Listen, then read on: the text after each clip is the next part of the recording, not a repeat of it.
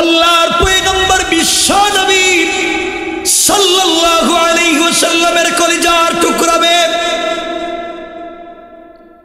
হযরতে ফাতেমা রাদিয়াল্লাহু তাআলা আনহা তখন পর্যন্ত বিয়ে শাদী করেন নাই, তিনি ছোট।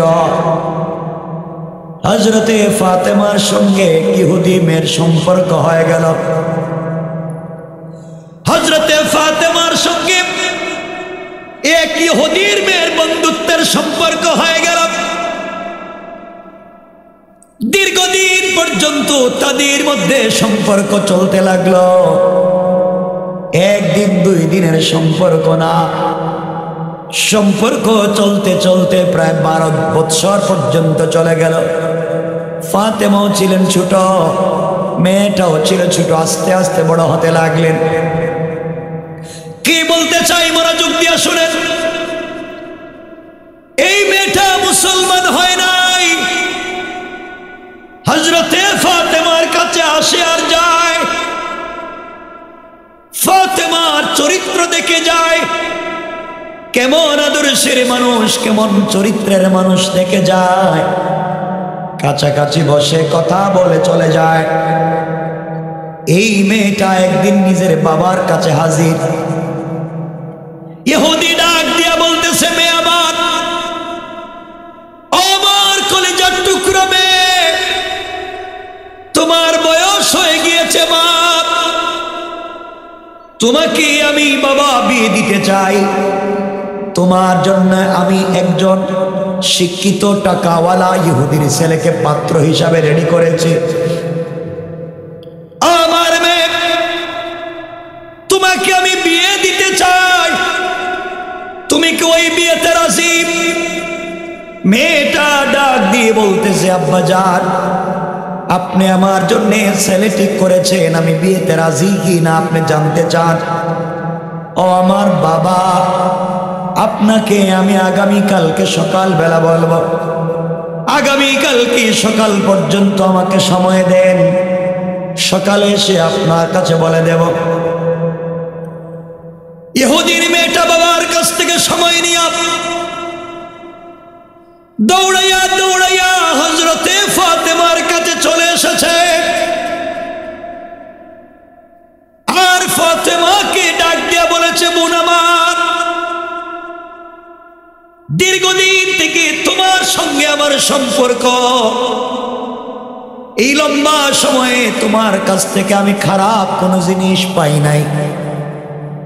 তুমি আমাকে উত্তম চরিত্র শিক্ষা দিয়েছ। যদিও আমি মুসলমান হই নাই, কিন্তু তোমার আশেপাশে থাকবার কারণে আজ পর্যন্ত তোমাকে আমানতের খেয়ানত করতে দেখি নাই, কোনো একটা মিথ্যা কথা বলতে দেখি নাই, কোনো একটা খারাপ কথা তোমার জবান দিয়ে আমি শুনি নাই। ফাতেমা, তোমার কাছ থেকে জীবনে অনেক পরামর্শ আমি নিয়েছি, সকল পরামর্শ আমার জন্য তুমি দিয়েছ। আজ আমার জীবনের সবথেকে কঠিন পরামর্শ নিতে চাই। ও ফাতেমা, তোমার কাছ থেকে আমার জিন্দেগির সব থেকে বড় পরামর্শ নিতে চাই, তুমি আমাকে পরামর্শ দিবে কিনা? হযরতে ফাতেমা বলছেন, বোন বলো কি বলতে চাও? মেয়ে ডাক দিয়া বলছে, বোন আমার বাবা আমার জন্য বিয়ের পাত্র ঠিক করে ফেলেছে, আমাকে বিয়ে দিতে চায়। আমি তোমার কাছ থেকে জানতে চাই, এই বিয়েতে আমি রাজি হব কিনা? কারণ এই পৃথিবীতে কাউকে বিশ্বাস করি না, একমাত্র তোমাকে বিশ্বাস করি।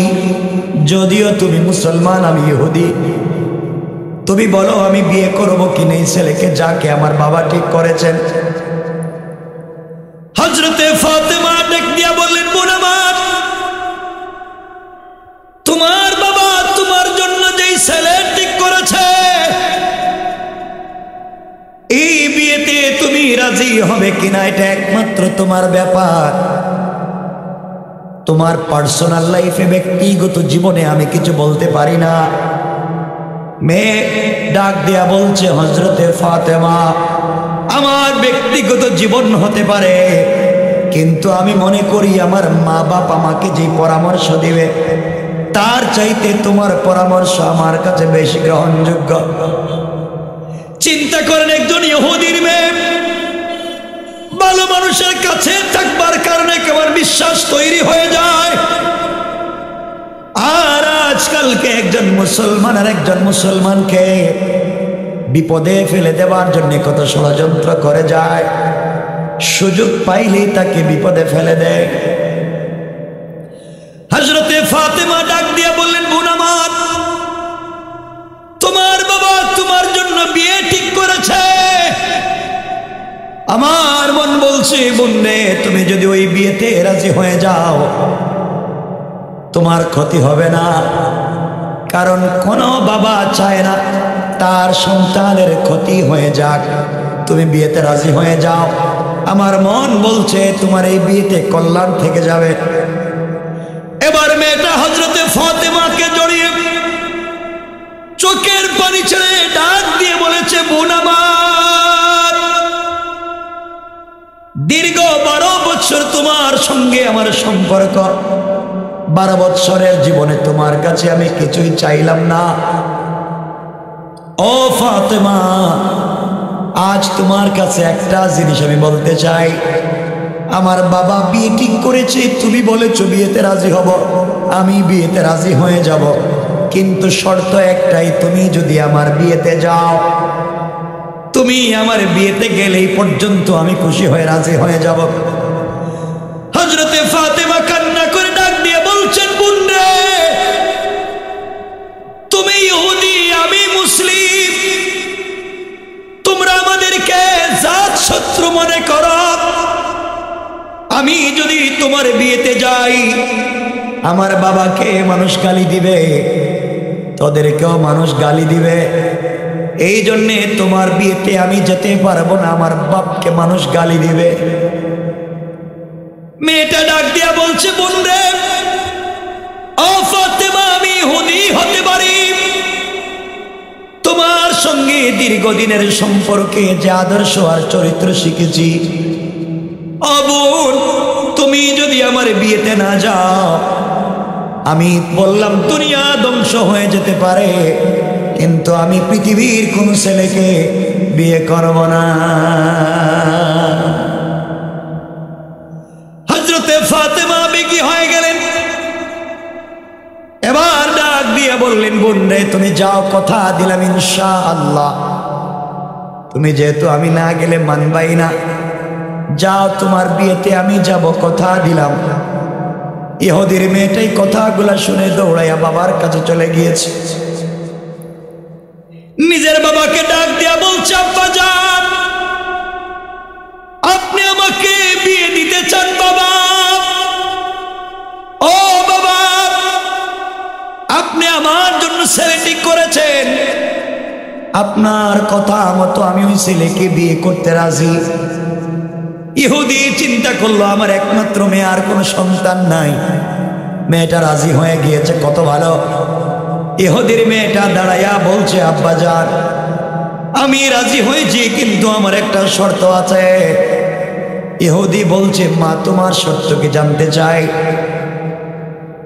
ইহুদির মেয়ে বলছে, আব্বা যান, আমার শর্ত হলো, আমার বিয়েতে মুহাম্মদ ইবনে আব্দুল্লাহর মেয়েকে দাওয়াত করেছি, ইনভাইট করেছি। আমার বিয়েতে মুহাম্মদ ইবনে আব্দুল্লাহর মেয়ে আসবে। ইহুদি মাথা গরম করে দাঁড়িয়ে গিয়েছে আর বলছে, মেয়ে, তুমি কি বলতে চাও? এ আমার জাত শত্রু, আমাদের ধর্মের বিরুদ্ধে চলে গিয়েছে, তার মেয়ে তোমার বিয়েতে আসবে, তুমি কেমনে চিন্তা করলি বিয়েটাতে আমি রাজি হয়ে যাব? মারে, প্রয়োজনে তোমাকে বিয়ে দিব না, এরপরেও মুহাম্মদের মেয়েকে আমার বাড়িতে আসতে দিব না। মেয়েটা ডাক দিয়া বলছে, আব্বা যান, আপনি যদি ফাতেমাকে আমার বাড়িতে আসতে আপনি বাধা দেন, দুনিয়া ধ্বংস হয়ে যেতে পারে, কিন্তু আমি পৃথিবীতে কোন ছেলেকে বিয়ে করব না। আল্লাহু আকবার বলেন। ইহুদি চিন্তা করলো, আমার একমাত্র মেয়ে। কষ্ট হচ্ছে আপনাদের বাবা? কষ্ট হচ্ছে? আমরা লম্বা করবো না, 12টার ভিতরেই রেখে দেবো ইনশাআল্লাহ, কারণ 12টা তো হয়ে যেতেছে। মনোযোগ দিয়ে শুনে, ইহুদি চিন্তা করলো আমার একমাত্র মেয়ে, বিয়েই করবে না ফাতেমা ছাড়া। কথাগুলো মনোযোগ দিয়ে শোনেন, কোনোভাবে তোরে রাজি করাতে হবে। আবার বলছে মা তুমি একবার রাজি হয়ে যাও। ইহুদির মেয়ে বলছে বাবা আমি 12 বছর থেকে ফাতেমাকে চিনি, আমার জানা মতে আসমানের নিচে এমন ভদ্র সচ্চরিত্রবান কোনো মেয়েই নাই। আল্লাহু আকবার বললেন না? আর এই মেয়েটাকে আমার বিয়েতে আসতে আপনি বাধা দিচ্ছেন, আমি বিয়েই করবো না। ইহুদি দেখলো তাহলে আমার লজ্জা ইজ্জত সব চলে যায়। ইহুদি কৌশল করে বলছে মা আমি রাজি, আমার মেয়ে তোমার বিয়েতে মুহাম্মদ ইবনে আব্দুল্লাহর মেয়ে আসবে, আমি রাজি, কিন্তু শর্ত হলো মা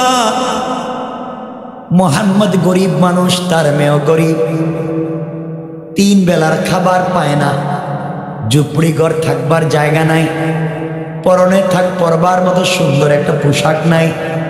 ও আমার মেয়ে তোমার বিয়েতে যারা আসবে সবাই টাকাওয়ালা শিক্ষিত ছেলে মেয়েরা আসবে, সম্পদওয়ালা কোটি টাকার মালিক ছেলে মেয়েরা আসবে। এই সোসাইটির সঙ্গে ফাতেমাকে মিলবে না। সে যদি তোমার বিয়েতে আসতে হয় সবার মতো দামি একটা নতুন জামা পরে আসতে হবে। ইহুদির চিন্তা হলো যার ঘরে খাবার নাই, ঝুপড়ি ঘরে থাকে, পুরাতন কাপড় পরে, সে কেমনে নতুন জামা পাবে? নতুন জামাও পাবে না, আমার মেয়ের বিয়েতেও আসতে পারবে না। ডাক দিয়ে বলেছে মেরে তোমার বিয়েতে মুহাম্মদ ইবনে আব্দুল্লাহর মেয়ে আসতে আমার বাধা নাই,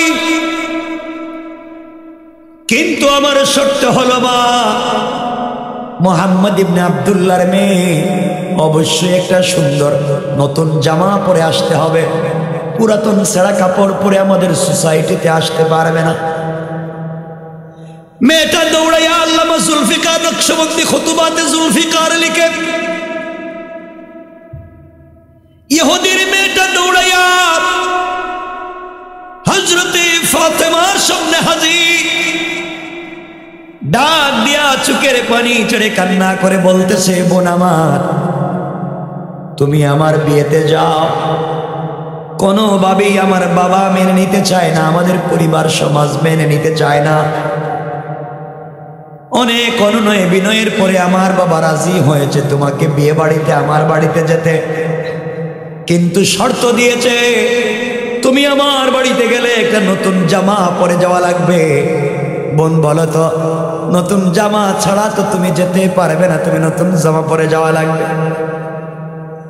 এবার ফাতেমা চোখের পানি ছেড়ে কান্না করে ডাক দিয়া বলেছেন আল্লাহ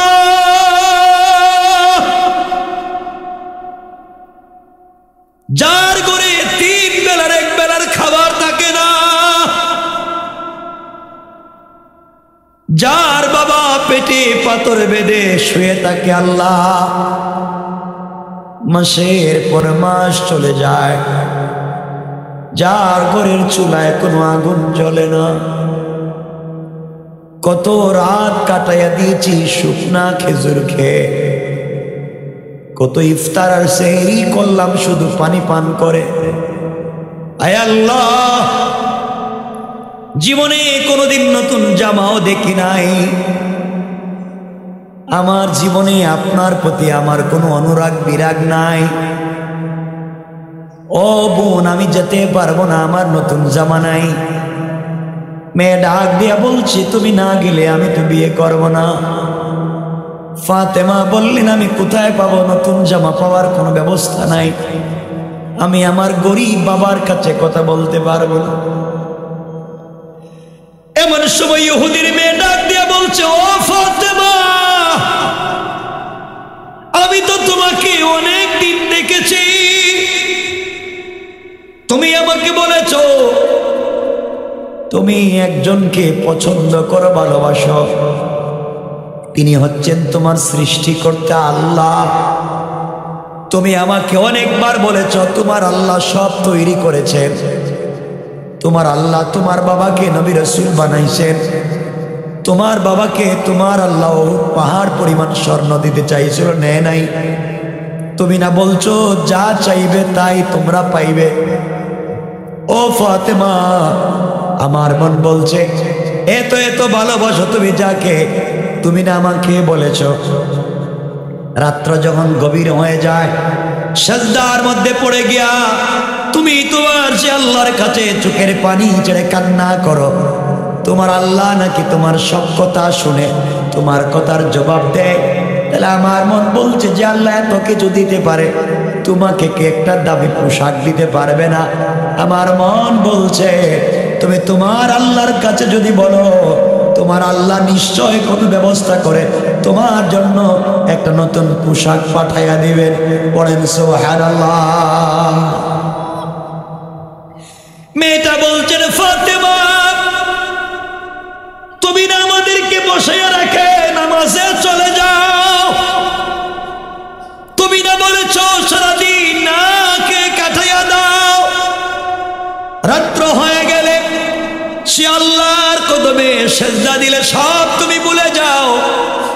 আমার মন বলছে তুমি যাকে তো ভালোবাসো, যে আল্লাহ তোমাকে ভালোবাসে কথার জবাব দেয়, তার কাছে যদি তুমি একটা কাপড়ের আবদার করো, আমার মন বলছে তোমার আল্লাহ তোমাকে ফিরাইয়া দিবে না। আল্লাহু আকবার, জোরে বলেন না, জোরে বলেন না আল্লাহু আকবার। আল্লাহর কথা শুনে হযরতে ফাতেমা বেগী হয়ে গেলেন, আর নিজেকে সামলিয়ে রাখতে পারলেন না, দাঁড়াইয়া গেলেন, চোখের পানি ছেড়ে মুচকি হেসে দিয়া বললেন, বোন ইনশাআল্লাহ আমি কথা দিলাম তোমার বিয়েতে যাব এবং এই দুনিয়ার সব থেকে দামি একটা পোশাক পরে যাব।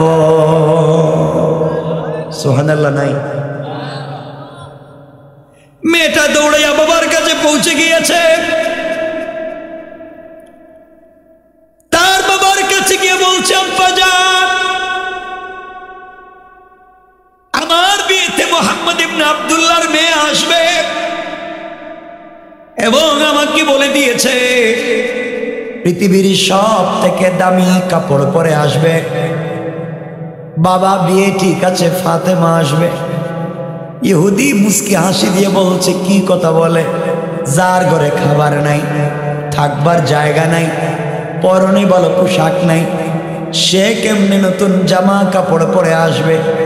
আমার বন্ধুগণ, কথা সংক্ষেপ করে দেওয়ার জন্য বললাম, বিয়ে দিন চলে আসলো, আগামীকালকে বিয়ে।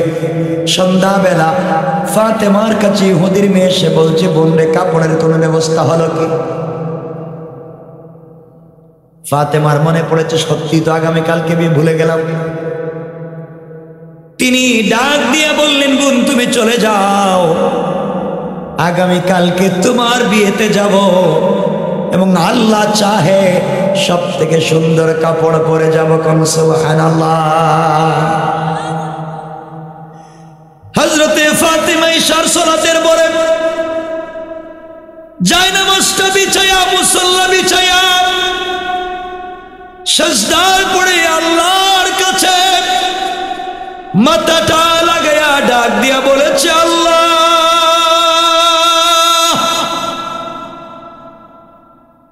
দুনিয়ার জমিনে অনেক দিন থেকে তোমাকে ডাকি, তুমি যা বলেছো তোমার সবগুলা কথা শুনি, তুমি বলেছো নামাজ পড়ো, নামাজ পড়ি, তোমাকে না দেখে সারা রাত কান্না করি, তোমাকে সন্তুষ্ট করবার জন্য সারাদিন রোজা রাখি।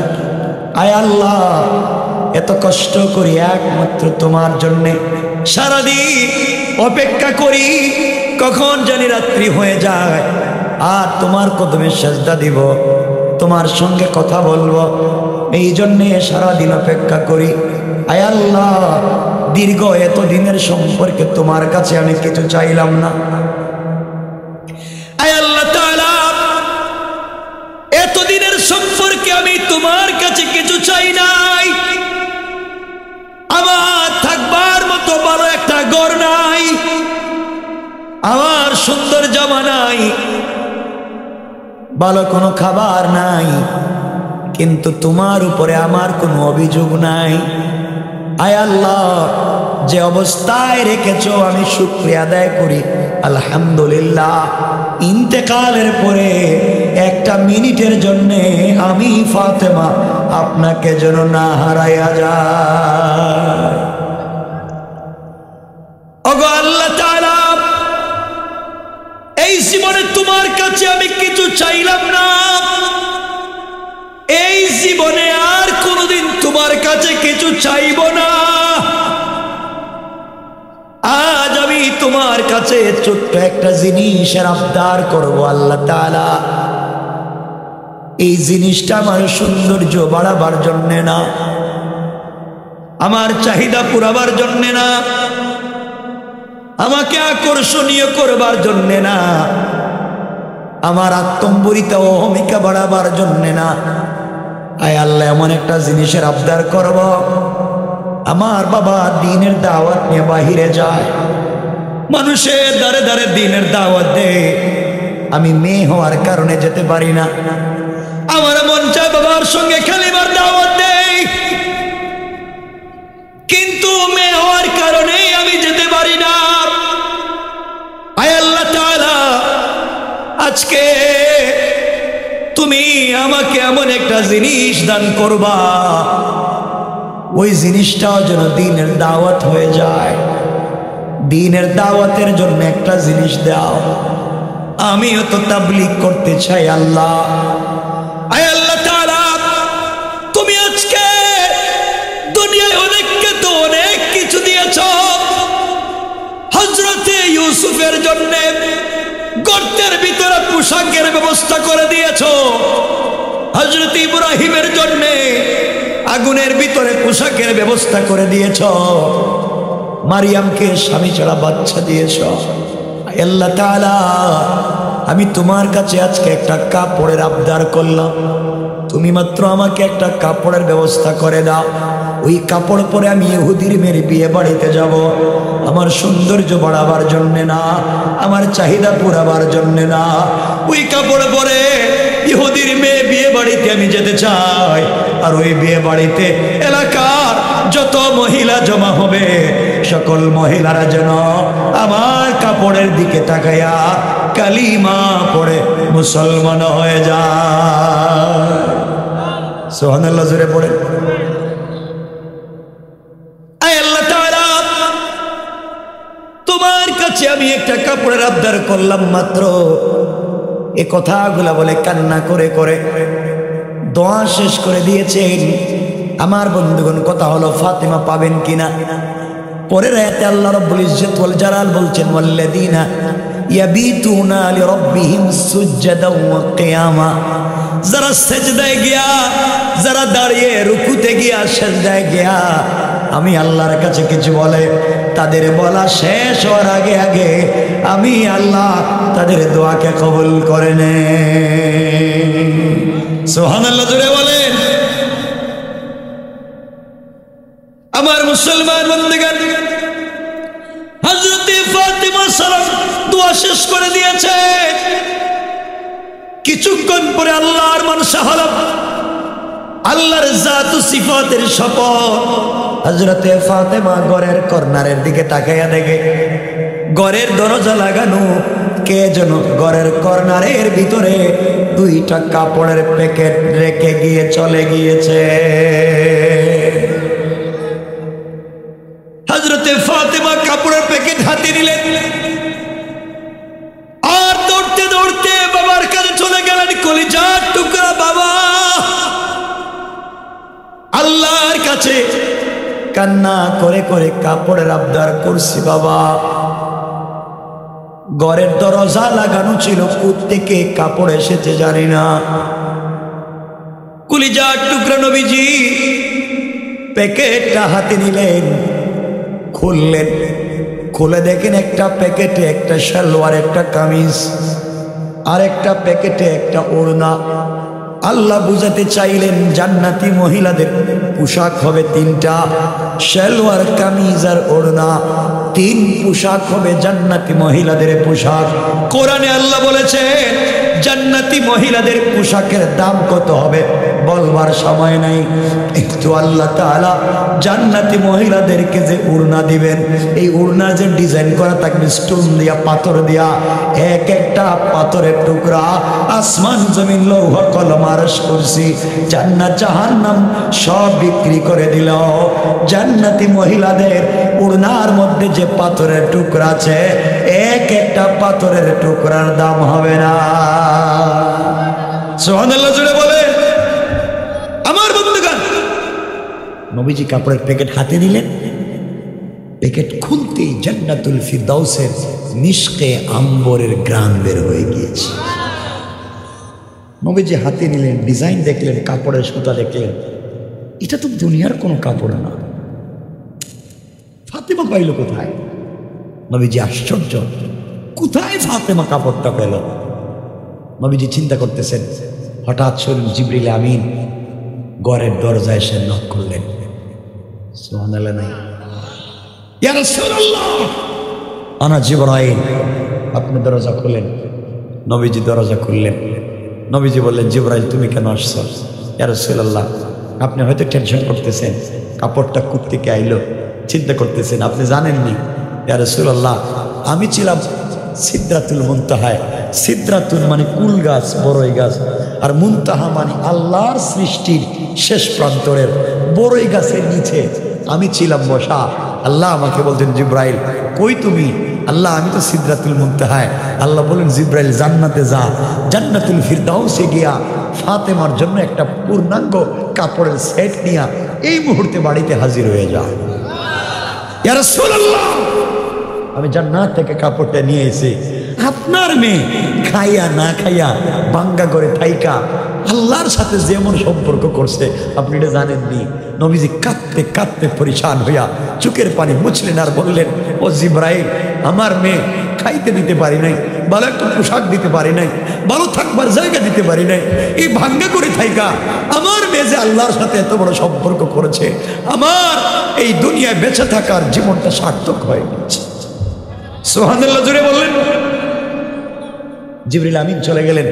রাসূল পাক হযরতে ফাতেমাকে জড়িয়ে বলছেন, মা আমার জীবন ধন্য তোমার মতো একটা মেয়ে পেয়ে। মা তুমি ইহুদির মেয়ের বিয়ে বাড়িতে যাইবা, একেই তো তুমি খাদিজার মেয়ে, একে তো বিশ্বনবীর কলিজার টুকরা মেয়ে, আর একে তো আল্লাহ তোমাকে সুন্দর করে বানাইছে। মা আর আরেক হচ্ছে জান্নাতি পোশাক, অবশ্যই তুমি পর্দার সাথে যাইবা, কোনোভাবে যেন পর্দার লঙ্ঘন না হয়। ফাতেমা বলছেন, আব্বা আমি আপনার মেয়ে, আপনি কেমনে চিন্তা করলেন নতুন কাপড় পরবার পর্দা নষ্ট হয়ে যাবে? আল্লাহ রাসূল ভালো করেই বুঝতেন যে পৃথিবীর মেয়েরা যেই দিন নতুন জামা পরে ওই দিন আর পর্দা করে না। কথা বলেন, আপনার দেখবেন এলাকায় যেই দিন মেয়েরা নতুন পোশাক পরে কোনো অনুষ্ঠানে যায়, কোনো কনফারেন্স হলে যায়, কোনো কনভেনশন হলে যায়, বিয়ে বা পার্টিতে যায়, ওই দিন দেখবেন আর পর্দা নাই। কথা বলেন না কেন? নবীজি বলছেন, মা তুমি বিয়ে বাড়িতে যাইবা অবশ্যই পর্দার সাথে যাইবা, সব কিছুর পরে তুমি সরকারে কায়নাতের কলিজার টুকরা মেয়ে। সুবহানাল্লাহ বললেন। নবী জানেন ফাতেমা অবশ্যই পর্দার বাইরে যাবে না, এরপরে বলছেন অর্থাৎ বাবার দায়িত্বটুকু আদায় করলে। ঠিক না? আমরাও যেন পরিবারে এভাবে দায়িত্ব আদায় করতে পারি। কিন্তু আমার আফসোসের ব্যাপার, কেউ রাগ করবেন না, অনেক রাগ করতে পারেন, অনেকে দেখবেন ফজরের নামাজের সময় আজানের পরে রাস্তায় বাইরে ডাক দেন, কেউ উঠেন উঠেন, আজান হয়ে গেছে, মসজিদে আসেন, ফজরের নামাজ শুরু হয়ে যাচ্ছে। ডাকে না অনেক মুরব্বীরা, ডেকে ডেকে নিয়ে যায়। আমি বলি, বাবা আপনি যে আইসা পাবলিকের রাস্তায় ডাকতেছেন, উঠেন উঠেন উঠেন মসজিদে আসেন, অথচ মুরব্বী ঘুম থেকে উঠার সময় নিজের পাশে নিজের বউ ঘুমাইয়াছিল, এরা দায়িত্ব তুলতে পারে না। কথা বলেন না কেন? নিজের ঘরে নিজের ছেলে মেয়েরা ঘুমায় রয়েছে, এদেরকে ডাকবার সময় পায় না, রাস্তাঘাটে সব পাবলিককে ডাকে। আল্লাহ কই কি তারে শয়তান, নিজের ঘরে দেখি সবগুলো ঘুমাইতেছে, তুই রাস্তাঘাটে ডাকস কেন? আগে নিজের ঘরে ডাকবে। কথা বলেন না কেন? আল্লাহ বলছেন, কু আনফুসাকুম, নিজেকে বাঁচাও, ও আহলিকুম, নিজের পরিবারে বাঁচাও। আর হে রাস্তাঘাটে বাঁচাইতেছে। রাগ করলেন আমার কথায়? নিজেকে তৈরি করো, নিজেকে বাঁচাও, আল্লাহর ওয়াস্তে নিজেকে বাঁচাও। আমার মুসলমান বন্ধুগণ, গভীর মনোযোগ। পরের দিন হযরতে ফাতেমা জান্নাতি পোশাক পরলেন, আল্লাহর উপরে ভরসা করে ইহুদির মেয়ের বিয়ে বাড়িতে পৌঁছে গেলেন। সব মেয়েরা 300-400 মহিলা এলাকার কুটিপতির মেয়েটাকে নতুন বধূর মতো সাজাইয়া অর্নামেন্টস জুয়েলারি পরাইয়া একটা ঘরের ভিতরে বধূ সাজিয়ে রেখে দিয়েছে। হযরতে ফাতেমা রাদিয়াল্লাহু তাআলা আনহা যখন ওই ঘরের ভিতরে ঢুকলেন, সাথে সাথে পুরাটা ঘর জান্নাতি পোশাকের সুঘ্রাণে মুখরিত হইয়া পুরাটা ঘর আলোকিত হয়ে গিয়েছে। পড়েন সুবহানাল্লাহ।